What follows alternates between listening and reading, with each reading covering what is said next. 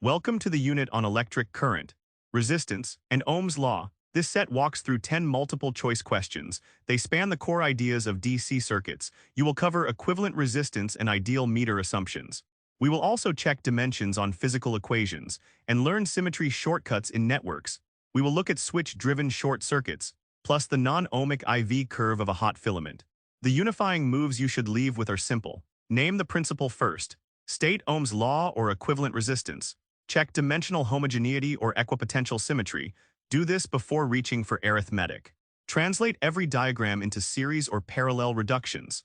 Weld equipotential points together. Remove shorted branches entirely. Use the loading effect of a real voltmeter. This helps you recognize when an instrument disturbs the circuit. Apply R is proportional to L squared. Use this for a constant volume wire. It handles stretch and shrink problems in one step, across question 1 to question 10.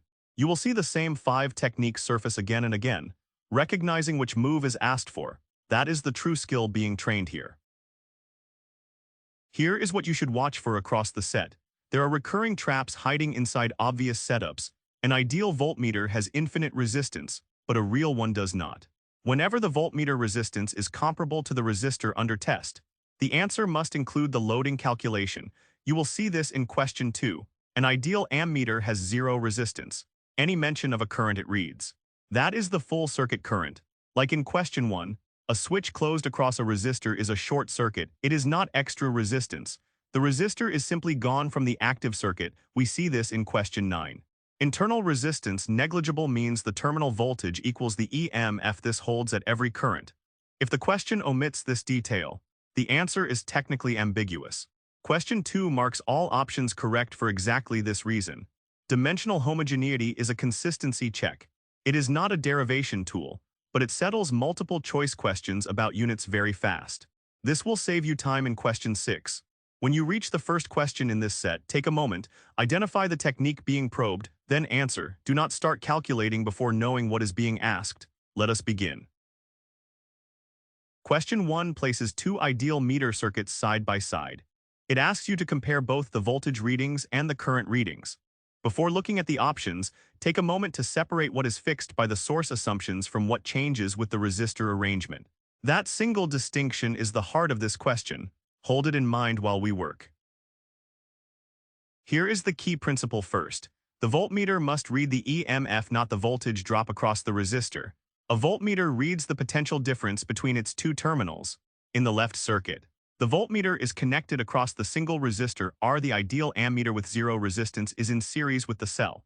Because there is zero internal resistance, the cell's terminal voltage equals whether or not current is flowing. Additionally, the ideal ammeter does not drop any voltage, so the voltage across the resistor, which is what V1 measures, is exactly E. Therefore, V1 equals. We can apply the exact same reasoning to the right circuit. The cell holds its terminals at E and the ideal ammeter drops nothing. Here, V2 measures the voltage across the parallel pair, which is simply the cell's terminal voltage once again. Therefore, V2 equals E. Since both values equal E, we can conclude that V2 equals V1. Now let us look at the current. The parallel pair lowers the equivalent resistance, so the current is larger on the right. We have just established that both voltmeters read E. Let us compare the external resistance each circuit presents to the cell. In the left circuit, there is a single resistor R across the cell, so the equivalent resistance is R. In the right circuit, 2 resistors of value R are in parallel. This makes the equivalent resistance R over 2. The right circuit draws more current, because the same EMF now pushes through a smaller resistance. I2 equals E divided by R over 2, which equals 2E over R. This is greater than E over R, which is I1, so I2 is greater than I1. Combined with V2 equals V1. The only matching choice is option 1. Here is a transferable insight. When meters are ideal and the source has negligible internal resistance, voltmeter equality is automatic. The discriminator is always the equivalent resistance seen by the cell. Question 2 is about a voltmeter reading on a resistor. We are asked to find the reading of a real voltmeter connected across a resistor. Notice the resistance values given. We have a 5,000 ohm resistor and a 5,000 ohm voltmeter. Think about what that implies before we start. Here is the principle first. A non-ideal voltmeter in parallel with a resistor loads the circuit.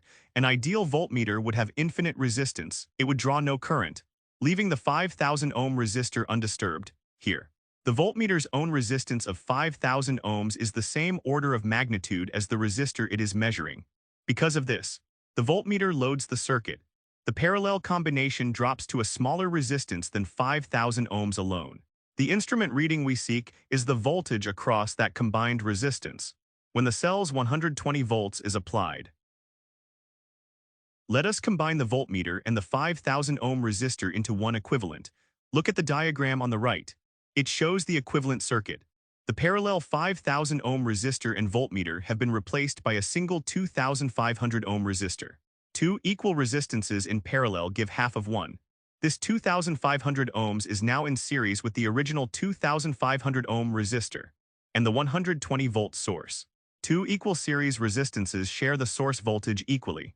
So, the voltage across the voltmeter is 120 volts divided by 2, which equals 60 volts. That matches option 3. Let us discuss why this matters. A real voltmeter changes the circuit it is measuring. The loading effect we just worked through is not a textbook curiosity. Any voltmeter whose resistance is comparable to the resistor under test will draw a non-negligible current. This pulls the reading away from the true open circuit voltage. There are two practical lessons here. First, pick the right instrument for the job to measure across a 5,000 ohm resistor accurately. The voltmeter's resistance should be at least an order of magnitude larger, say 50,000 ohms or more. Then the parallel combination is roughly 4,545 ohms instead of 2,500. And the divider gives approximately 64.4 volts. That is close to the ideal 66.7 volts you would read with a perfect meter. Second, always sanity check your meter before trusting its reading. If the voltmeter's resistance is given, and it is in the same ballpark as the circuit resistances, expect loading, apply the parallel combination correction before quoting a final voltage. Here is a transferable insight. The answer to what does the voltmeter read? It is rarely the simple divider ratio you first wrote down.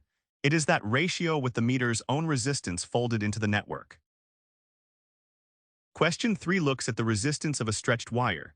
We have a wire of resistance R and length L. It is stretched to form another wire of length 2L. The volume does not change.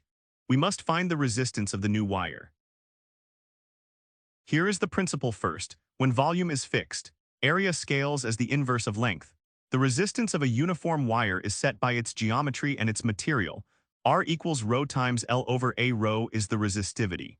This remains unchanged when only geometry is altered. Two wires of the same material and the same volume satisfy V equals A times L, which is a constant. So, A is proportional to 1 over L. Stretching a wire to twice its original length at constant volume, this halves its cross-sectional area. Now let us combine the two scalings into a single power of L. Both effects push the resistance in the same direction. Doubled length and halved area. Longer is worse. Thinner is worse. The new resistance is rho times 2L. All divided by A over 2. This gives 4 times rho L over A, which is 4R. Here is a shortcut for next time. Multiply the numerator and denominator of R equals rho L over A by L.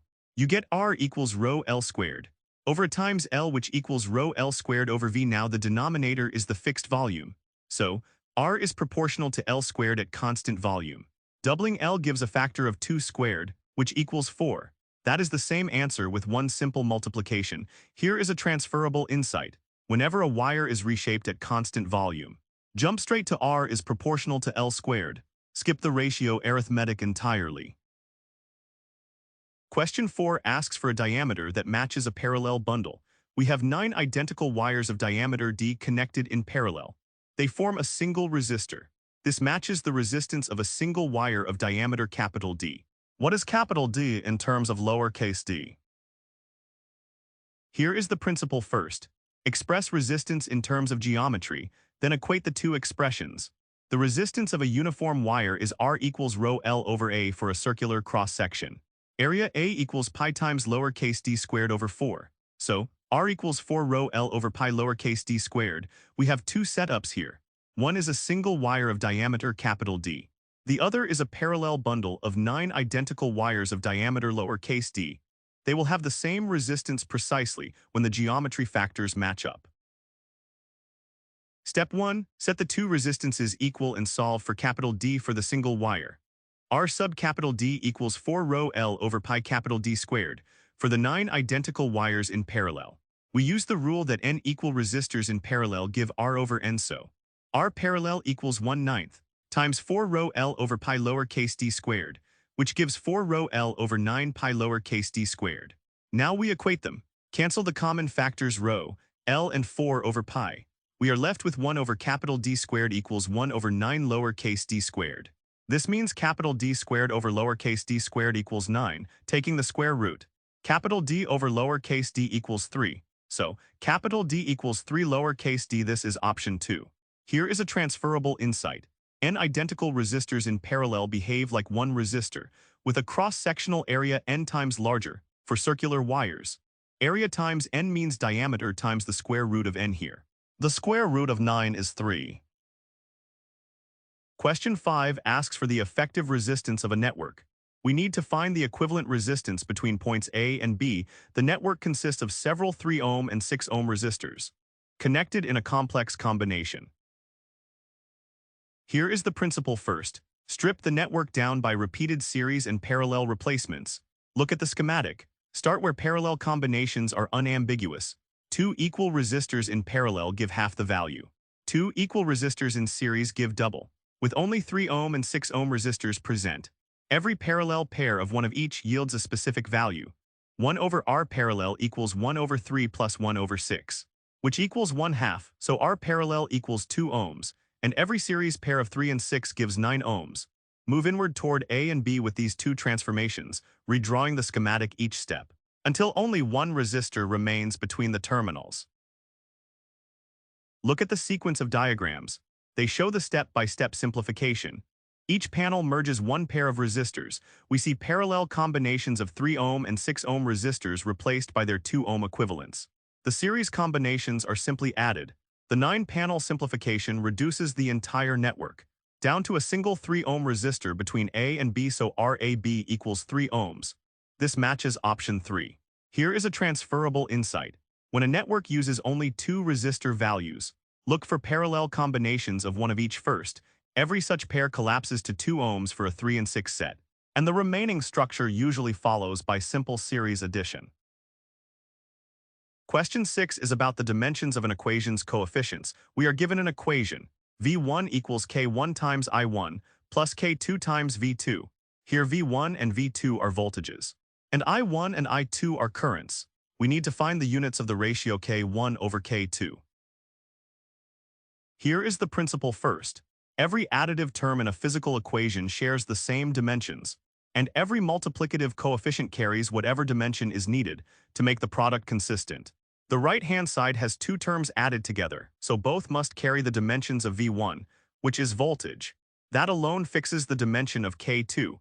The dimensions of K2 times V2 must equal the dimensions of V1. So the dimensions of K2 equal the dimensions of V1 over V2. This equals 1. So K2 is a dimensionless constant. Now let us examine K1 from the first term. The dimensions of K1 times I1 must equal the dimensions of V1. So the dimensions of K1 equal the dimensions of V1 over I1. This is exactly the dimension of resistance. Now we form the ratio. The dimensions of K1 over the dimensions of K2 equals resistance over 1, which is simply resistance. This matches option 1, units of resistance. Here is a transferable insight. Voltage over current is by definition the unit of resistance. 1 volt per ampere equals 1 ohm. Recognition beats ray derivation. Dimensional checks turn these questions into 2-step pattern matches. Question 7 is about a symmetric network. Between midpoints, we have a network formed by 10 identical resistors. Each has resistance R. Current enters from midpoint P of one side and leaves from the midpoint Q in the opposite side. We need the equivalent resistance between P and Q. Here is the principle first. Symmetric entry and exit implies an equipotential fold. When the entry point P and the exit point Q sit on the symmetry axis of a resistor network, every node mirrored across that axis carries the same electric potential as its twin, because current does not flow between 2 nodes of equal potential. The wire connecting them carries no current. It can be removed. Any resistor lying exactly on the axis can be split into 2 equal halves. This technique reduces a 10-resistor symmetric maze down to a one-sided network drawn against the symmetry line. You use half resistors, R/2, wherever the original cross the axis. Look at the diagram. A vertical dotted line marks the symmetry axis. Points X and X' are at the same potential. Points Y and Y' are also at the same potential. The left half of the network is the side that matters. The right half is identical. It simplifies to a single path from P to Q. This path contains a series combination, whose total resistance is the same on both sides of the dotted line. Hence, it is twice the half-circuit value. Added in parallel. Let us bottom out to a single resistance. This diagram shows the simplification process. The complex network folds down to an equivalent circuit. Working inward on one side of the symmetry line gives an equivalent resistance of R/4 for the half network. The mirror image half is also R/4. The two halves are in series between P and Q. This is because current flowing from P reaches the axis, then continues via the mirror. RPQ equals R/4 plus R/4, which equals R/2, combined with the parallel path through the resistors crossing the axis, each of which halves to R/2. The final equivalent between P and Q is R. This matches option 2. Here is a transferable insight. Same on both sides is the Q. Find the symmetry line. Weld the equipotential pairs. Have the resistors that lie on the axis. The network will collapse to a fraction of its original size. Question 8 asks for the reading of the main branch ammeter. A uniform wire is cut into 3 equal pieces, A, B, and C. They are connected in parallel. Ammeter A2 reads 1.2 amperes. We need to find the reading of ammeter A1's. Here is the principle first. Current divides equally across identical parallel branches. The wire was cut into 3 equal pieces. They have equal length and equal cross-section, same material, same thickness. So each piece has the exact same resistance R. The 3 pieces are wired in parallel. This means the same voltage is across each branch. By Ohm's law, equal voltage across equal resistance implies equal current in each branch.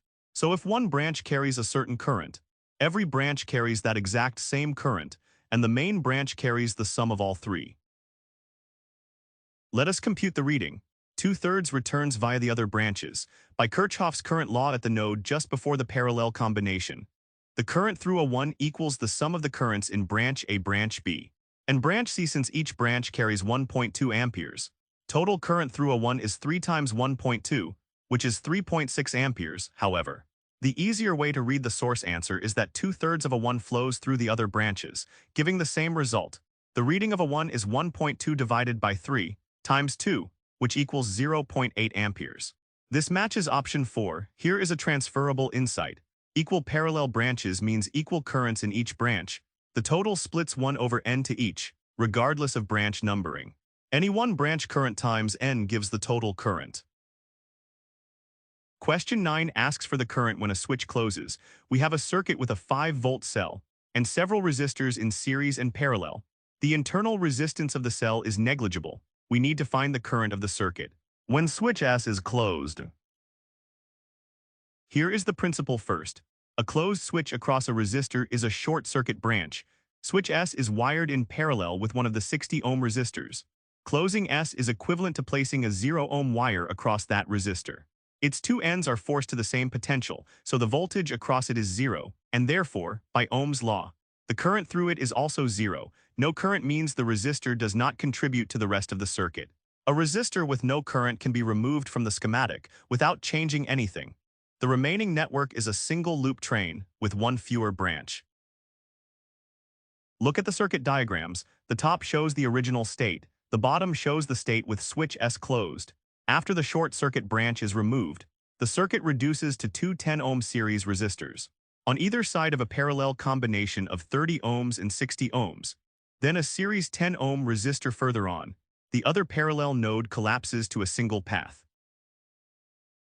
Look at the step-by-step simplification, following the chain of equivalences. First, the 30 ohm and 60 ohm resistors in parallel combine. 30 times 60 divided by 90 equals 20 ohms. Then there is a 20 ohm and 30 ohm combination, which gives 12 ohms. Next, add the series 10 ohm resistor to get 22 ohms. One more 3 ohm chain segment closes at the simplified 25 ohms. So the final equivalent resistance is 25 ohms. Now apply Ohm's law, one step at the end, with negligible internal resistance. The terminal voltage equals the EMF of 5 volts. The current equals the voltage divided by the equivalent resistance, which is 5 volts over 25 ohms. This equals 0.2 amperes. This matches option 2. Here is a transferable insight. Always ask, does this switch short something first? If yes, drop the shorted resistor before doing any arithmetic. The simplification saves minutes and removes a parallel branch where mistakes hide. Question 10 asks which IV curve is suitable for a filament electric bulb. We have 5 different graphs showing current versus voltage. We must choose the one that correctly represents a hot filament. Here is the principle first. A filament's resistance rises with its temperature, and its temperature rises with the current. A tungsten filament is ohmic at room temperature. Resistance is roughly constant, and the IV curve is a straight line. As soon as the bulb is connected, current flows, the filament heats up, and its resistance increases. This is a positive temperature coefficient. Let us rewrite Ohm's law to expose resistance. V equals I times R, which means I equals 1 over R times V. The slope of the IV curve is 1 over R when R increases with V, because higher voltage means more current and a hotter filament. The slope 1 over R must decrease with V. Let us match the slope behavior to a graph.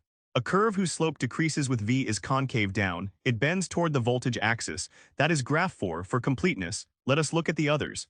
Graph 1 shows constant resistance. That is pure ohmic, not a filament.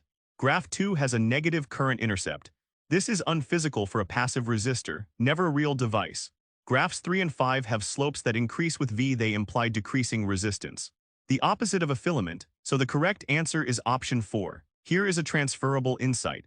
Hot filament behavior is the prototype of a non-ohmic device with a positive temperature coefficient. Its IV curve bends toward the voltage axis. Semiconductors bend the other way. Let us review the takeaways across question 1 to question 10. 3 ideas carry the entire set.